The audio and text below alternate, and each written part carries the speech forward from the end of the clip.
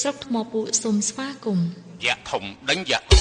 យ៉ាតូចដេញយ៉ាធំយ៉ាធំដេញយ៉ាតូចយ៉ាតូចដេញយ៉ាធំយ៉ាធំផ្ដៅតិចតិចយ៉ាតូចផ្ដៅខ្លាំងខ្លាំងមីអាតារី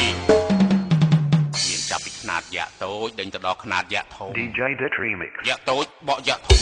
យ៉ាធំបកយ៉ាតូចយ៉ាតូចបកយ៉ាធំយ៉ាធំបកយ៉ាតូចយ៉ាតូចបកយ៉ាធំយ៉ាធំបកយ៉ាតូចយ៉ាតូចបកយ៉ាធំយ៉ាធំបកយ៉ាតូចបាយស្បាយជួយជាមួយនឹងការរមីរបស់ DJ ស្រុកថ្មពួក